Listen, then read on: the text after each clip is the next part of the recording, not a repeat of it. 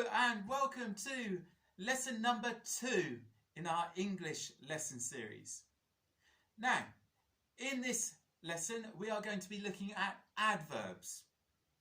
We're going to find out what they are and we're going to use them to improve a sentence so that when you are writing anything in the future, you will be able to make your sentences really interesting and really mature and sophisticated using adverbs. Now, can you remember what we went through in the last lesson, lesson 1? That's right, we looked at verbs and adjectives. We looked at what they were, we came up with some examples, and we used it in our writing as well. Now, have you been learning your spellings? We're going to go through our spellings for today. Have a think about the spellings that you were given in lesson 1, and I'm now going to test you. So, get a piece of paper and a pen, or a whiteboard pen, and let's see how you get on with today's spelling test. Are you ready? Key stage 1 spellings to start off with. Have a think how you remember those words. Do you break them up into chunks? Do you say it how it's written? Do you come up with a rhyme to help you remember? Do you learn the prefix, the beginning of the word, and the suffix, the end of the word? It's entirely up to you how you learn your words, but let's see if you remember the ones from yesterday. Okay, spelling number 1. Today. Today. Today, I played in my garden. Today. Question 2. Said. I said hello to my friend. Said. Number 3. Your. I went to your house. Number 4. They. They are my family. They. Number 5. She. She is my teacher. And finally, I think the most tricky one. Friend. He is my friend. How did you get on? Ooh. Let's go through the spelling answers now. Okay, so today. Today. Today is spelt T-O for two, D-A-Y. Day. Today. Second word, said. Now lots of people spell it S-E-D, said, but it's spelled in a different way. It's S-A-I, that A sound, D, said. Next one, your. Yep, Y-O-U-R. Remember that U. Y-O-U-R. Did you get that one? Next one, they. They. Again, lots of children tend to spell it with an A, but it's not got an A. It's T-H-E-Y. They. To help you, it's got the word the in it with a Y at the end. Do you remember that? Next one, she. Now, use your phonic knowledge, your sounding, to do the first part. Sh. S-H-E. And finally, friend. Now, the way I remember this one is I break it up into chunks and it's kind of got a funny spelling. It's actually fry end. So F-R-I-E-N-D. Fry end. What did you score? 6 out of 6? Did you get any wrong? If you did, don't worry. Just remember to practice the ones that you don't get right. Is there a way you can remember it? Would you get it right if you had tested again? Right, Key Stage 2. If you're not in Key Stage 2, why not give these a go as well? Okay, Key Stage 2. Are you ready? Have you got a pencil? Have you got a pen? Here we go. Number 1. Actually. Actually, I prefer potatoes. Actually. Remember how you do this? Actually. Next one. Address. I live at 1 House Street. That is my address. Address. Next one. Possible. Possible. Some people think magic is possible. Possible. Strength. It is a test of strength. It's a strange looking word, that one. Important. Important. It is important to learn your spellings. Important. Remember that beginning part. February. February.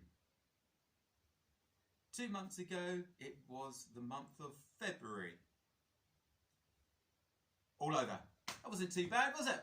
Okay, right.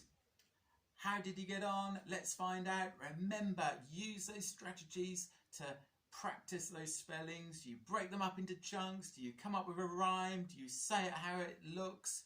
Whatever you think. Right, so, actually. Notice how I say it. Act-you-ally. So I'm kind of saying it how I see it. So, actually is A-C-T, act, you, then ally, A-L-L-Y, actually. Next one, address. Now the way I remember that one is it's got 2 D's and 2 S's. So it's kind of like 2 houses being next to each other. 2 sets of houses. So A-D-D, add, then res, R-E-S-S. Next one, possible. So pos, P-O-S-S, then ibble. Remember that? I-B-L-E. Strength, strange looking one. So string, S-T-R-E-N, G, then a T-H at the end. Important, I-M, remember the M, not an N, M, pour, P-O-R, tant, T-A-N-T, I-M, P-O-R-T-A-N-T. And finally, February. So, got a capital F, because it's a proper noun, remember? So, Feb, F-E-B, then Ru, R-U, then Ari, A-R-Y, February. It's a strange one, that one. How did you get on? 6 out of 6? Or did you get that tricky February right? Was there anything that you kind of found a bit tricky? Have you got any other strategies that I haven't mentioned? Okay, see how you get on. Because we now have our next set of spellings. Wow, okay. Here we go. Move that over there. So, the next set of spellings is, right, we have, if you're on Key Stage 1, we have there. Look, it's quite good because there's a the there. As in, there is a house. There are my family. There is my family. Next one, this is tricky. It's where. Now, some people get this modelled up with were, but this is where. Where are they? It's got an H. Can you see? Next one, door. Now, this one has a double O in the middle. Door. So can you see how it's pronounced? It's got that or sound in the middle. This is similar, isn't it? Just a different beginning. Pour. Next one, find. hope to find my shoes. Find. F-I-N-D. Find. And this one's very similar. It's kind. Same spelling as find. It's got a different beginning. It's got a kicking K, a K. Kind. Have a think how you're going to learn how to learn those spellings. Are you going to break them up? Are you going to find things which are similar to other words like door, pour? Find and kind are similar. When you're learning where, don't forget that H. See how you get on. Spelling test tomorrow. Okay, key stage 2. Oh, this is getting a bit tricky now. So, key stage 2. These are quite tricky spellings. These are both Year 6, Year 5, Year 4 and Year 3 spellings in this. So, see how you get on. The first one is conscience. Conscience. Conscience. I wonder if any of you can find the meaning for conscience. What is the definition for conscience? This is a really cool spelling to learn because it kind of, when you look at it, it reads like this. Con-science, doesn't it? But it's pronounced conscience. Next one. Desperate. Desperate. I was desperate to win the football game. Desperate. You can break this up, can't you? Into chunks. Des-per-ate. Desperate. Big thing at the moment, plastic and the environment. Okay, with Greta Thunberg and so on. So, environment. Environment. So you can break that up. Environment. We have to look after our environment. Next one. Familiar. It is lovely to see familiar faces. Fam-I-lia. It's like got liar at the end, isn't it? That's really tricky to remember. Some of these I's either side of the L. Excellent. Excel-ent. So look at how that C is used. It's not a hard C, it's a soft C, isn't it? It's not a K, it's a S. Excellent. And finally, one of my favourites, queue. I have to wait in the queue to go to the supermarket. Now look at this. The word actually helps you with the meaning. Because can you see? It's got a U and an E, a U and an E. It's like they're in a queue, isn't it? They're lining up for something. So queue is Q-U-E-U-E. Have a go. Have a little practice tonight or later today and see if you can get full marks, 6 out of 6, in my next lesson when we have our spelling test. Good luck. Okay, now on with the lesson. So what we're going to be looking at, as I said, is we're going to be looking at adverbs. Now, what is an adverb, I hear you say? Ooh, right, okay. An adverb is a word which describes the verb. Now, can you remember yesterday what a verb was? A verb was an action word, a doing word. Okay? So, a action word, a doing word, a verb can be something like walk, it could be run, it could be sleep. Okay? So that is a verb. And an adverb describes the verb. Okay? So, to give you an example, I wonder if you can come up with an adverb to describe what I'm doing now. Are you ready? So, my verb is this. Now, I'm not moonwalking. I am, what am I doing? What verb am I doing? I'm not, what am I doing? Looks a bit crazy on this video, but let's see if you can do it. I am walking. Okay? Believe it or not, I am walking. That is my verb. The man walks. Or I am walking. Okay? let's see how we can describe the verb walk. Okay, let's see if you can come up with describing how I walk. So, I am walking. How am I walking now? How am I walking now? I am walking slowly. The man walked slowly. Can you see? Slowly is the adverb to describe the verb, which is walk. Slowly walk. The man walked slowly. So slowly is an adverb. Can you come up with any other adverbs to describe walk? See if you can come up with some of your own. 10 seconds, go.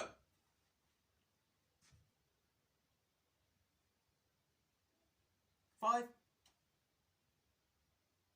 and stop. Okay, what did you come up with? I'm going to do a few and see if you've come up with the same that I've come up with. Ready? Go. I walked quickly. What about this one? I walked briskly. That's good. I walked speedily. How about this one? Ooh. I walked lazily. I walked sleepily. Have you noticed there's a pattern? Is there something which is similar with all the different adverbs? Have a think. That's right. Most adverbs, but not all, lots of adverbs end with an ly. That's quite a good thing to think about when you're identifying, spotting adverbs. Okay, we are today looking mostly at adverbs that describe a verb and how a verb is happening. Okay, so speedily, quickly, slowly, lazily. Okay, and we're coming up with lots of adverbs to describe how the verb is acting. There are also other adverbs which we'll go into more detail in the next couple of weeks. You can also have when a verb is happening, okay? So for example, you could have afterwards. Afterwards, he went for a walk, okay? So you're describing the verb, but you're doing when it's happening. You can also use an adverb to describe the verb, saying how often it happens. So for example, always. Always he went for a walk. Or often he went for a walk. Or daily he went for a walk. Or he went for a walk daily. Notice how you can move the adverb around the sentence, either at the beginning or at the end. And you can also use an adverb to describe the verb in where the verb is happening. So, outside he went for a walk. Or downstairs he went for a walk. Can you see, these are all different types of adverbs, but the ones we're concentrating on today is describing the verb, okay? How? So we've had loudly, gently, sadly, quickly, speedily. So we're looking at those types of adverbs. I wonder if you can come up with some more. Can you come up with 3 adverbs to describe the word? What can we have to describe the verb? Talk. He talked. Come up with as many as you can, or 3 adverbs to describe the verb talk. Okay? What do you reckon? 10 seconds. Go.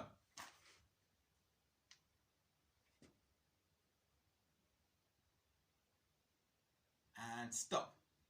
Okay, what did you come up with? He talked loudly. He talked sadly. He talked quietly. Wonder what you've come up with.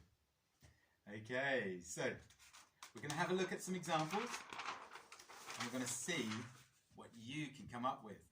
This is your work to do now, either in the lesson or ready for the next lesson. Let's see if you can add an adverb into this sentence. Okay, the baby cried. Where is my baby? There she is. I've got a baby. Hello. Her name's Annabelle. Hello. Right, okay. The baby cried. Now, can you spot the verb in this simple sentence? Can you have a look? Which one is it? Is it the baby or cried? That's right, it's cried. Can you describe how she cried? And can you put it in the sentence? You've got 5 seconds. Go. And stop. Where did you put it? What did you have? Let's have a look. The baby cried. So that's the verb.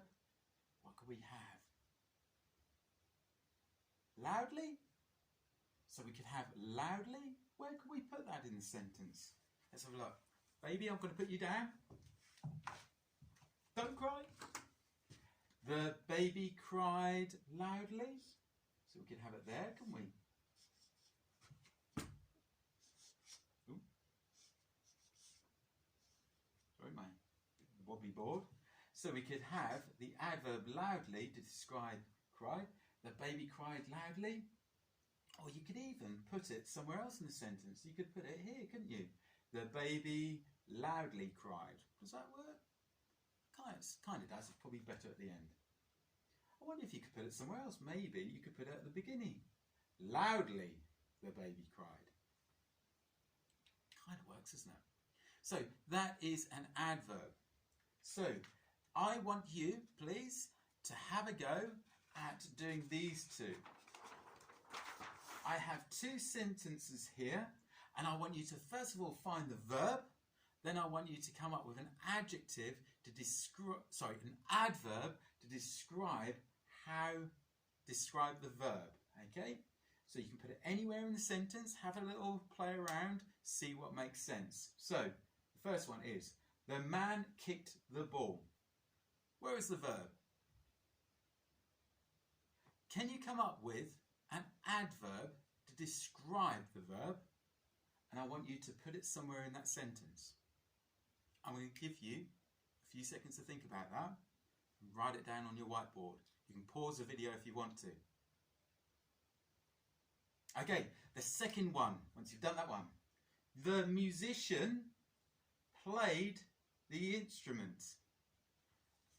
The musician played the instrument. Where's the verb? Can you describe that verb using an adverb? Can you put it somewhere in the sentence? I wonder if you could put it at the beginning of the sentence, in the middle of the sentence, or at the end of the sentence. Where will it fit? Will it fit in different places? Have a little play around. You got it? Fantastic. Now, that is almost the end of the lesson. We are finally going to finish off by looking at the working wall, the learning wall that we started yesterday in the last lesson. Do you remember we up-leveled, we improved the sentence, the cat sat on the mat, and we added adjectives and powerful verbs to improve it? So we improved it to the lazy cat slouched on the soft mat. I wonder if you can add an adverb to that to improve it even more. So, we are going to describe the verb slouched. What could we come up with?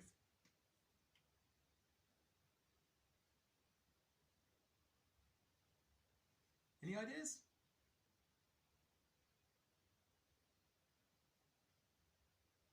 I'm going to put quietly. I'm sure you can come up with some different ones. And in the next lesson, we'll see if we can improve on that adverb. So, quietly. So it's describing how it's slouched. So it's slouched quietly. Where can I put it? Can I put it at the beginning? Quietly, the lazy cat slouched on the mat? Yeah? Could I put it somewhere else? The lazy cat quietly slouched on the mat? Soft mat? That would work as well. I think I'm going to put it at the beginning. So look what I do. I need to start with a capital letter because it is the beginning of a sentence. Quietly. Quietly. And look, it's the beginning of the sentence, so that capital T there now needs to be made into a small t because it's not the beginning of the sentence anymore. And did you notice, when you're saying it, you kind of pause after the adverb. So what you do is you add a comma. If you're doing an adverb at the beginning of a sentence, you use a comma after the adverb. So let's have a look at it. It's getting pretty good, isn't it? Quietly, the lazy cat slouched on the soft mat. That is a marked improvement from the simple sentence we had in the last lesson, isn't it? Okay, that's the end of the lesson. I am well aware that I forgot our brain warm-up with our synonym tennis. So don't worry, in the next lesson we'll start off with that. And I also want to introduce a little character to the class as well. His name is Roy, and Roy will be sitting with us during a lot of our lessons, and he'll be helping us with our learning. So, goodbye, Roy. Can you say goodbye to Roy? Bye! See you tomorrow.